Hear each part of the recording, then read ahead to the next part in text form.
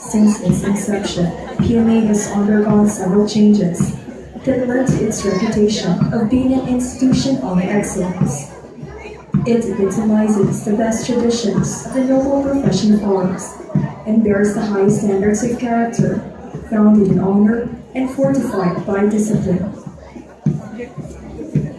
It has a proud heritage to cherish, a glorious tradition to uphold, and a vital mission to accomplish.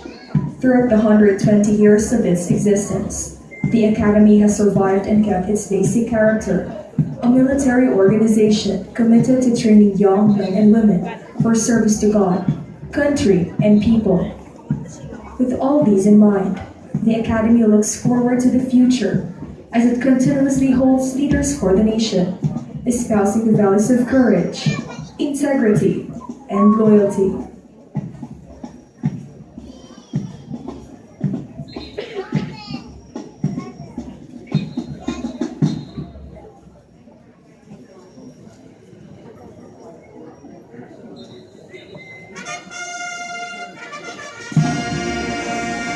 The first attention call has just been sounded, signaling the entrance of PMA class of 2022.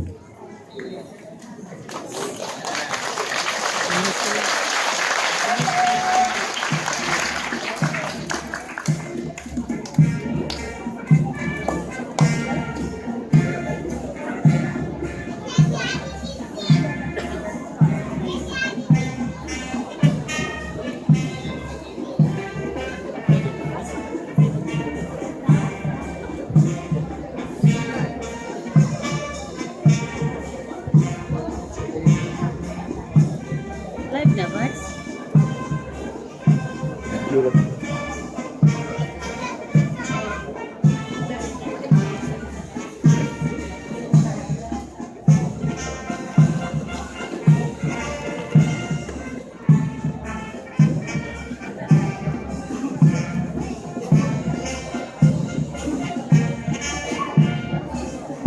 May gilid di mo kanya pag-upload mo.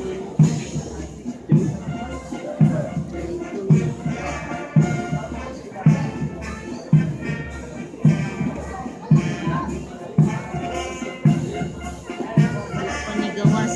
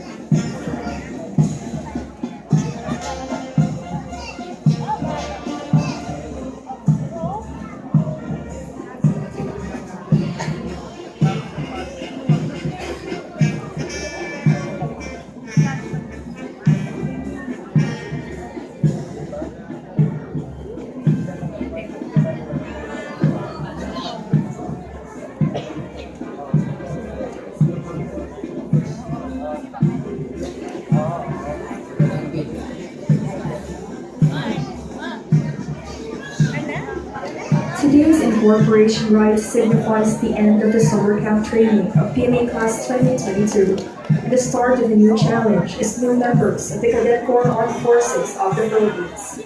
Sila na. These young men and women from across the country took the Philippine Military Academy entrance examination, each of them hoping to become members of the PMA Class 2022. From 17,482, 15,502 passed the written examination, but only 1,015 reported to the designated medical centers to take the psychological and physical test. Finally, 377 strong neophytes emerged and were selected to be the members of the PMA Class 2022.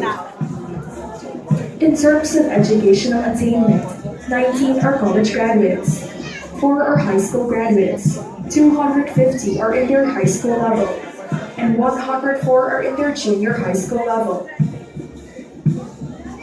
The Academy searched the whole country in order to select only the best.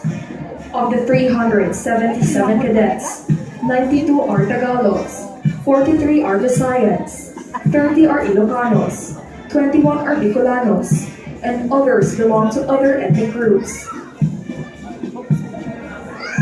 Religious beliefs are fully accepted inside the Academy. Most of the new cadets are Roman Catholics, 33 are born-again Christians, 12 are Baptists, 12 are Iglesia ni Cristos, 9 are Muslims, 5 are Protestants, and 4 are Seventh-day Adventists. Even before entering the Academy, these men and women proved to be the cream of the crop.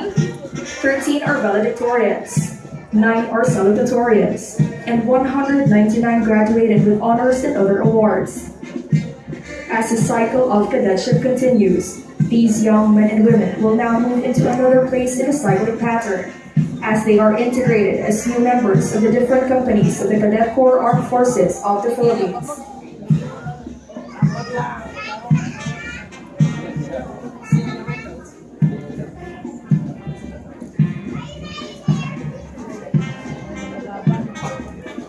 Grabe no, mga cream of the crop gid. Ladies and gentlemen, the 379 strong members of PMA Class of 2022. The second attention call has just been sounded, signaling the entrance of the upper class corps. Sila nung dance. Sila nung dance. Sila na nga.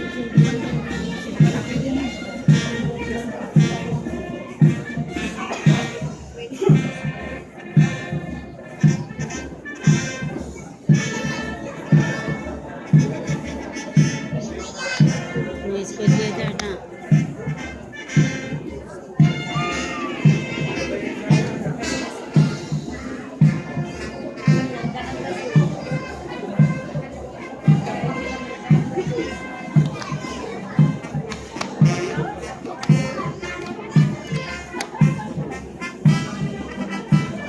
The Philippine Military Academy started with the establishment of the Academia Militar on October 25, 1898 in Malolos, Bulacan, by the power of a decree issued by the Philippine Republic President, General Emilio Aguinaldo.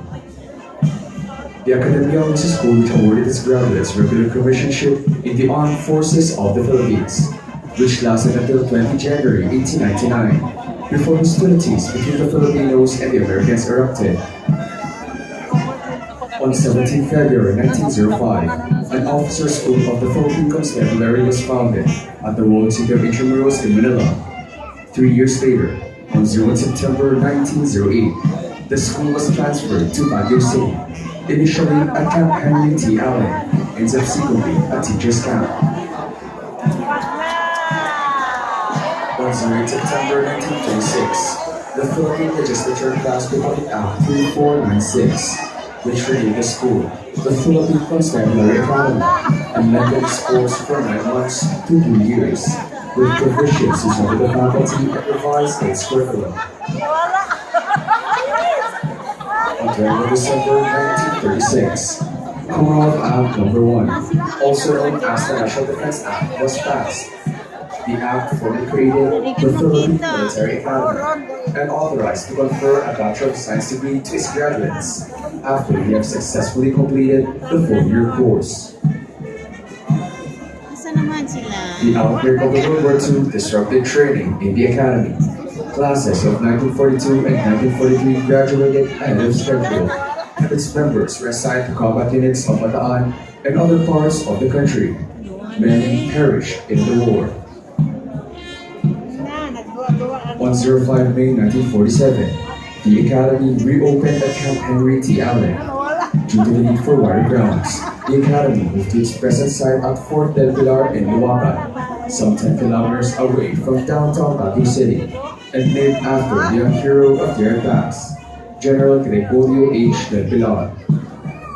It was developed into a military training institution with facilities and infrastructures required by a growing academy. In the 1960s, the Academy underwent major changes as social and musical courses were added to balance the techno-scientific disciplines, with a view towards providing a well-rounded education that is relevant to the needs of a growing AFP.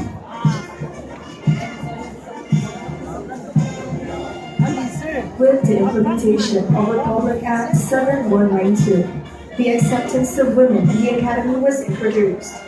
With this act, the Academy made a step towards the recognition of women's status and equality.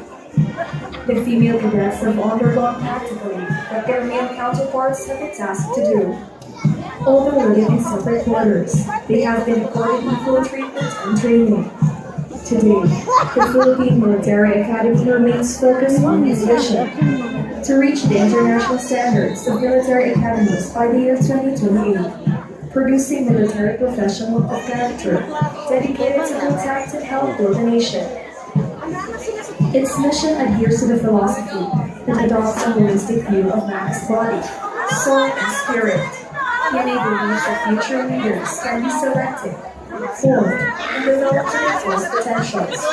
Under this concept, PMA's Leader Development Program contains character development, a balanced college education, military leadership, and physical development. This total person concept is aptly captured in the PMA mission statement to instruct, train, and develop the cadets so that each graduate shall possess the character, the broad and basic military skills, and the education essential to the successful pursuit of a progressive military career.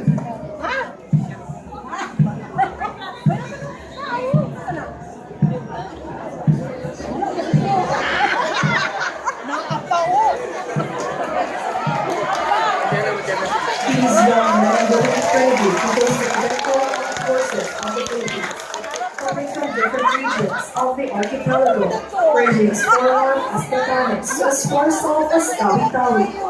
They were carefully selected through a series of competitive mental and physical examinations.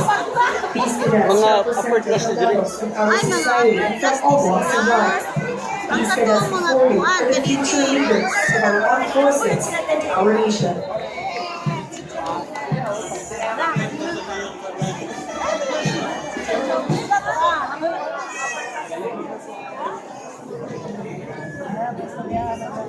You shall now witness the exchange of Medal of Honors between the upper class corps and the PMA class of 2022. Oh, upper class na yun. Amo na una nagparli. Nagtingala ko napurma man dayon. Ituyo na itong pag. Basin no. Yeah, ano. Starting with Tura. Kani upper class ba pila din sa kampo. right shoulder arms.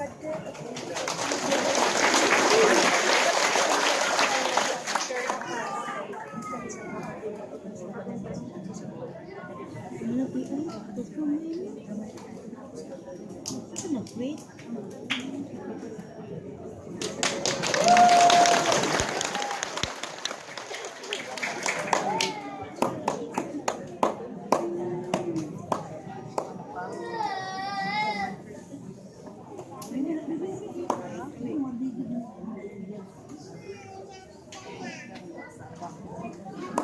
Left shoulder arms.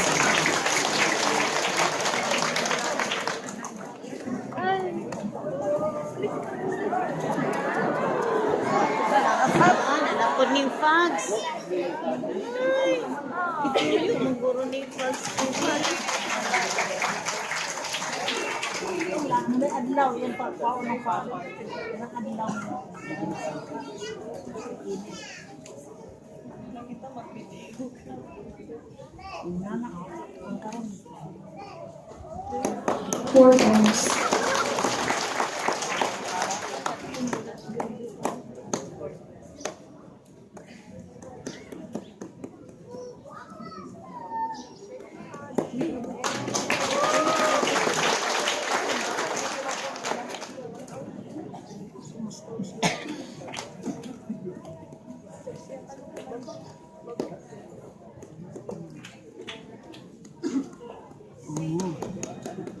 Order arms.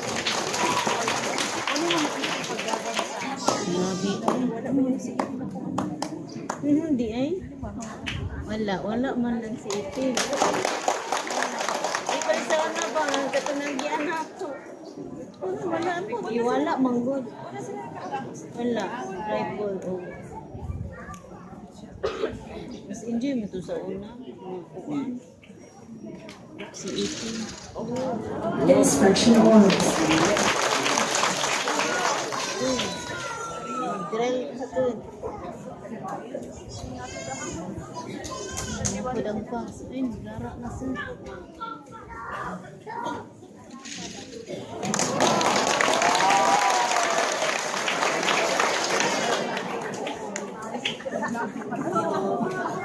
Nakikita kayo ang fax.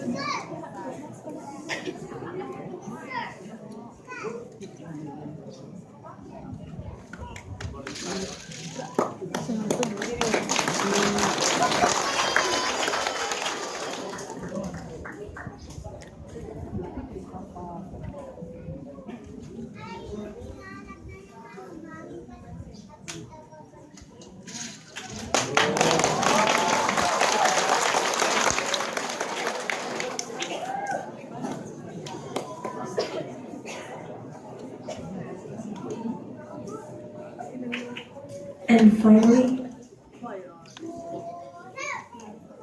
Tara. order arms.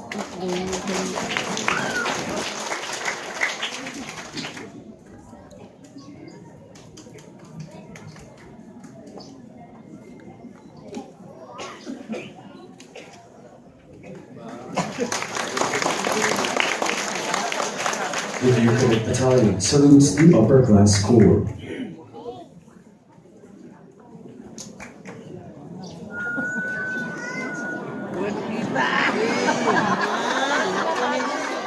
Saluts! Ay, naku, ning fags kuan ba? Away nakita. Wala In the same way, the upper class corps acknowledges the salute of PMA class of 2022. Sus, dito kita utos maning fags. Ay. apil mo ko mananana. Nanapaw mo ko sila.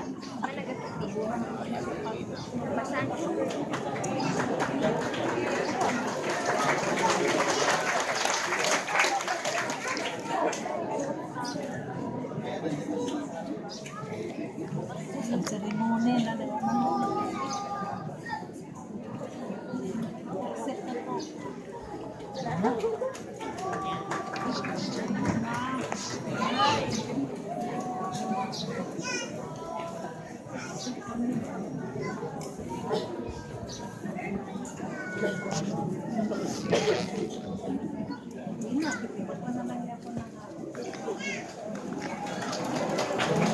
We request everyone to rise for the singing of the PMA Alma Mater song.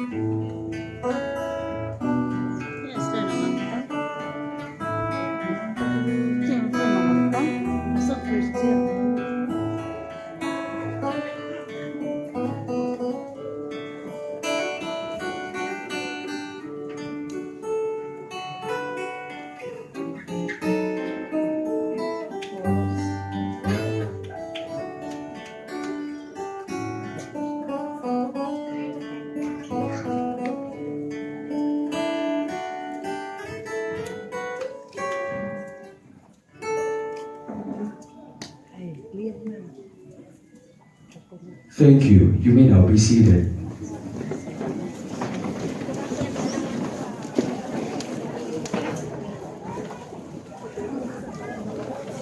The new cadet battalion commander will now report to the brigade commander that the PMA class 2022 is ready to be integrated to the Corps.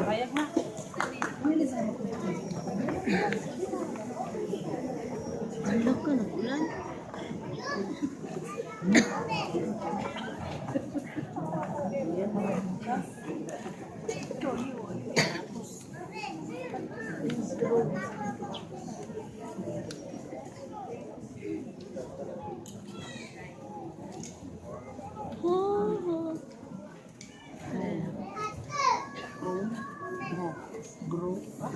Drone ya. Uy, ng beses.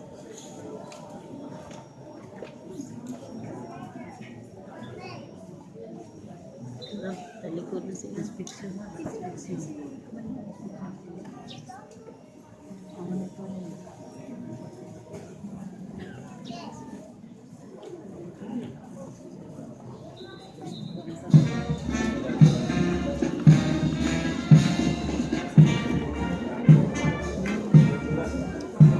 Uy, ang fogs na po. Digara na sa... Sa may fogs, uy.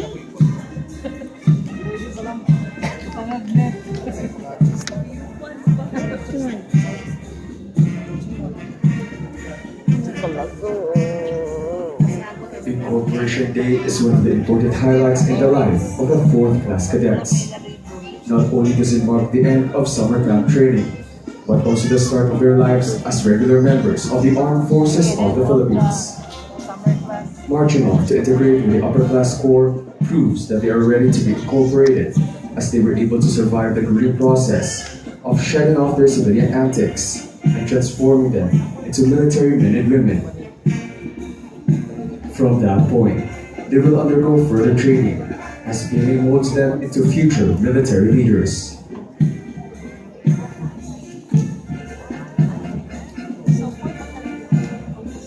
By tradition, these cadets were not allowed to receive any visitors for the duration of the 2-month summer camp training.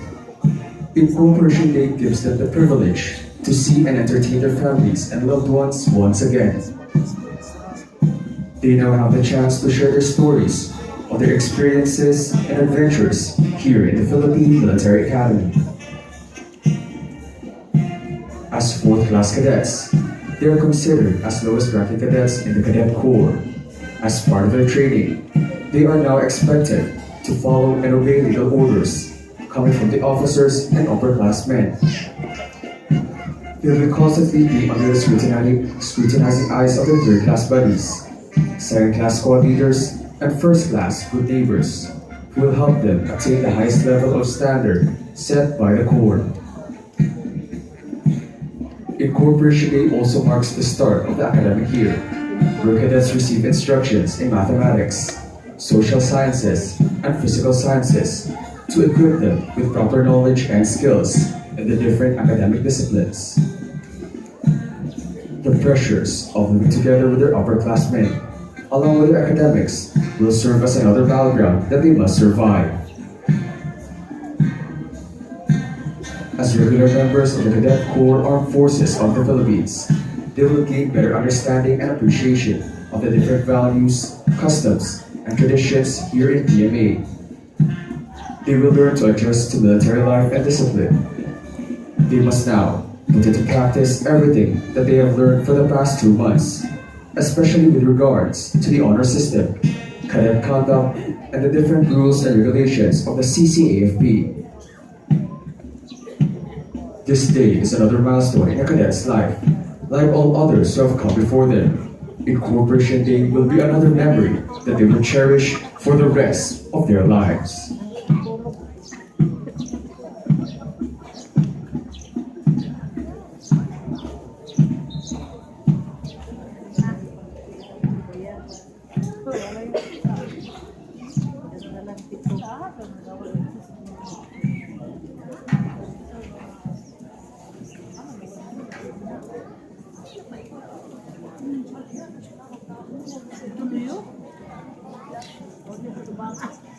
Sa As soon as the platoons occupy their respective places, the brigade adjutant designates Alpha Company as the base company.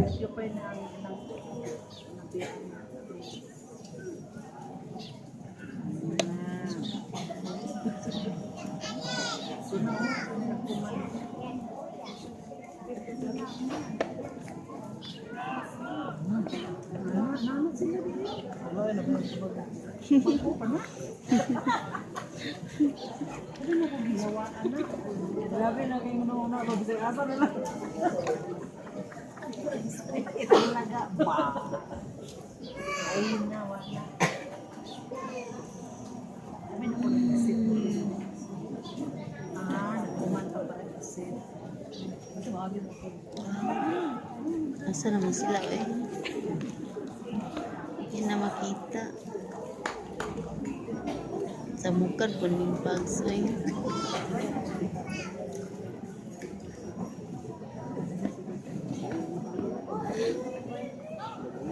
Ito na, init na. Tara, sila. In a dismantled atmosphere, the brigade adjutant places his brigade between the line of troops and the field. Ha? Ano ko na ba? Digital translate. Jutan. Wala sila. Asa man? Sunod na. Yan na dira. Nasunod na. Yan na dira. Oh, na-incorporate na.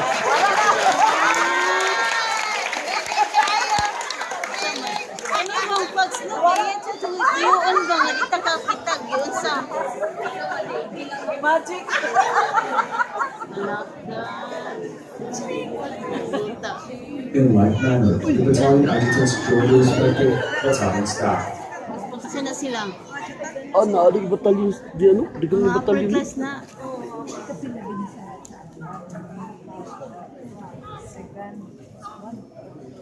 Sa likod mo mo. Muna yung pinaka-main nga adjutant.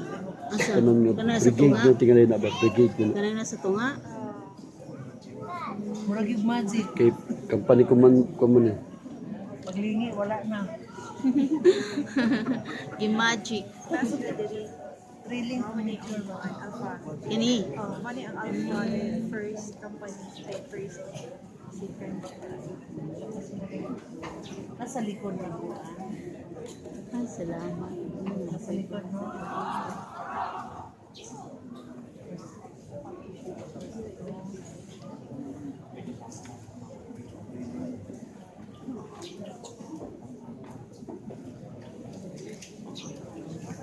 The brigade adjutant orders all but the guides and sergeants to take their posts in line with their platoons. Brigade commander.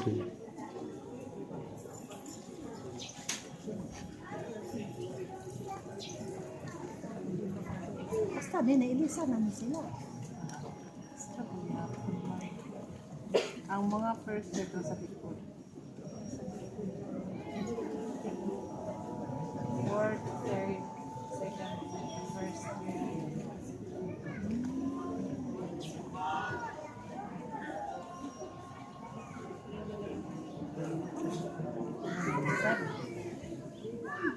Wala na puntaan niyo.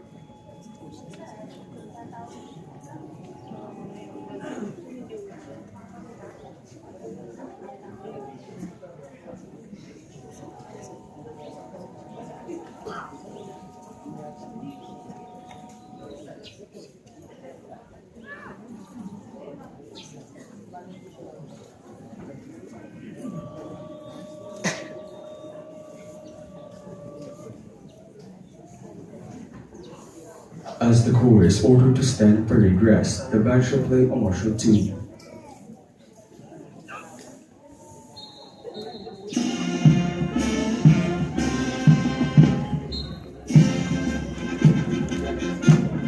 The essential and primary purpose of the Philippine Military Academy's education and training program is to cultivate and develop the cadets to be the finest young individuals, intellectually, tactically, spiritually, emotionally, and physically, to become qualified commissioned officers in selfless service to the armed forces of the Philippines and our nation. The Academy, founded in 1898, has become true to its mission to produce educated and honorable men, preparing them with a realistic education for their progressive military career. Its alumni hold key positions both in military and civilian institutions.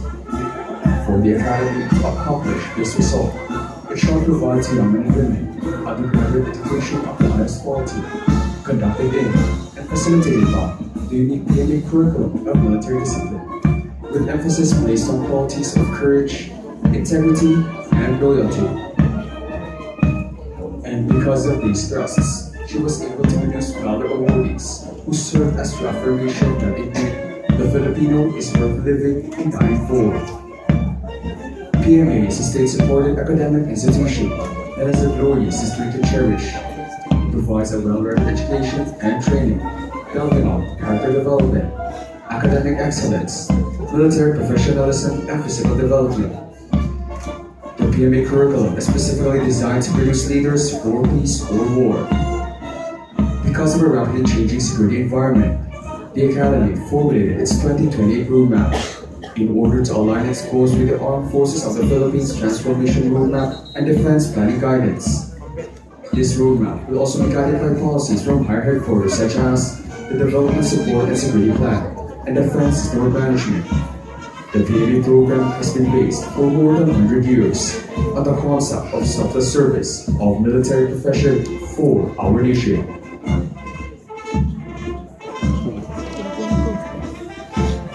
PMA's multifaceted program is demanding. Cadet life is designed to instill in each cadet a lifelong concept of love for good and country, courage, duty, excellence, honor, humility, integrity, loyalty, respect, and solidarity. Because cadets live and coexist in close association with fellow cadets, respect for the right of others becomes their way of life. This is the spirit of the honor code. This is their most cherished possession. Strong religious convictions are fully respected and high moral principles are fully encouraged inside the Academy. Therefore, every effort is made to create an intellectual atmosphere within which cadets may mature in their religious beliefs. Cadets attend denominational church services of their preference inside and outside the Academy, where they will find a warm welcome at various cadet-oriented programs including Bible study, Sunday school, church choirs, and church-sponsored social activities. Finally, after 4 long years of hard work and training comes graduation. This event means a promotion of the plebes to yearlings to the third-class cadets. It is another year of completion closer to their goals. To the second-class cadets, this signals that they shall assume overall leadership of the Corps. And to the seniors, graduation signifies the beginning of a life of selfless service to our country and people as regular officers of the Armed Forces of the Philippines.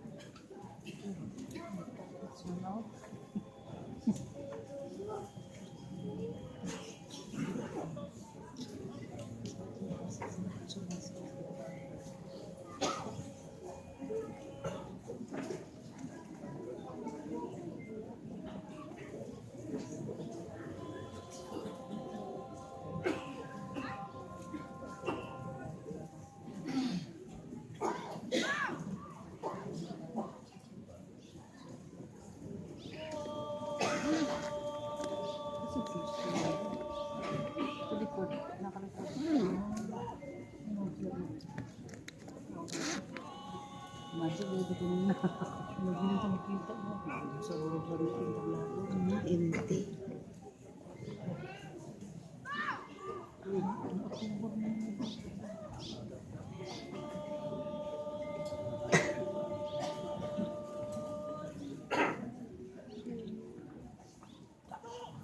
The audience is requested to stand and is encouraged to sing with pride the Philippine national anthem.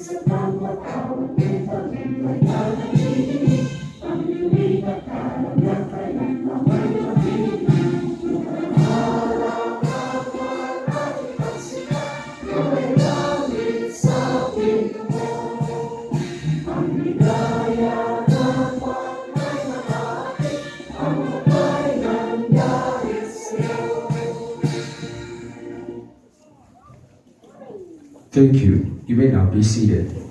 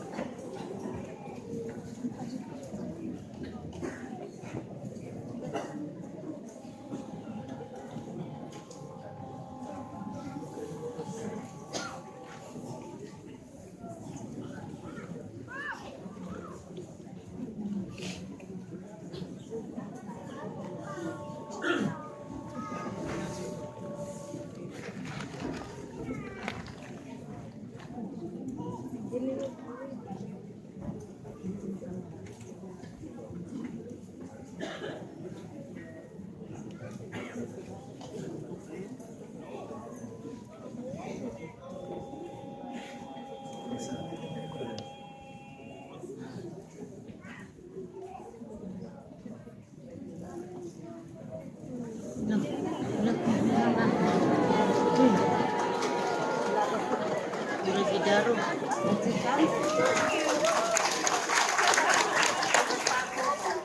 Ini kayak adjutan. Jitang. Adjutan nih sikat kayo. Let us now witness the Manual of Arms of the Cadet Corps Armed Forces of the Philippines with the newly incorporated 4th Class Cadets. Sama sila. Ay, kadit sa ni. Sa likod.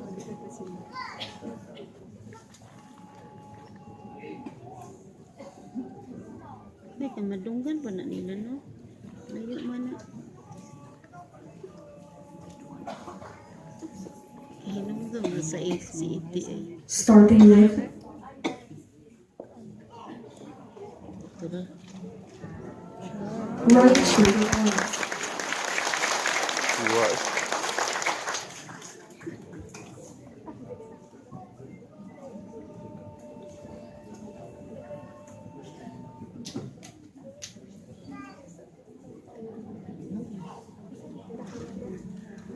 left shoulder arms,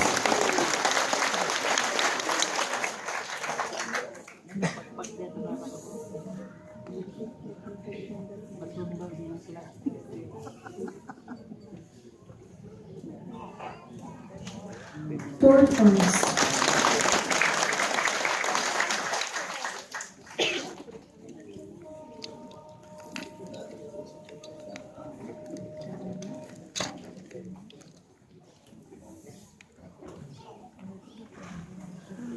order arms,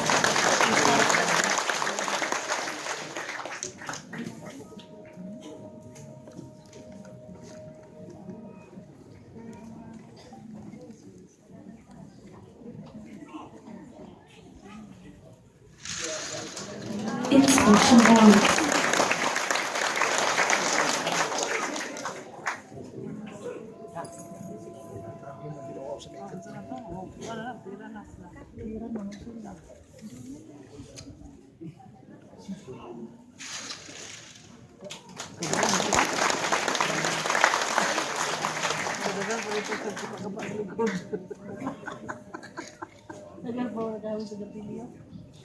And finally, order arms. The brigade commander orders the adjutant to account the troops. Yung okay na.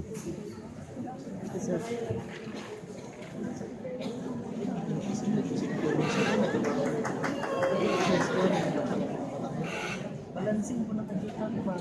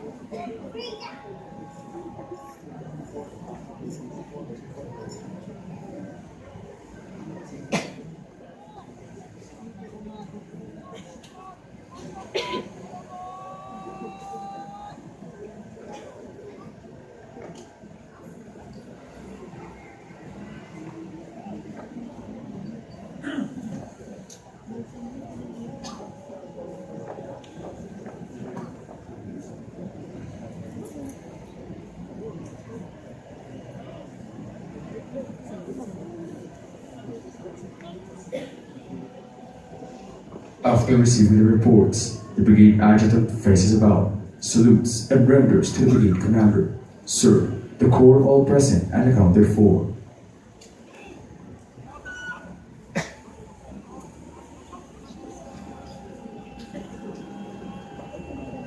The brigade commander then orders the adjutant to publish the orders of the day.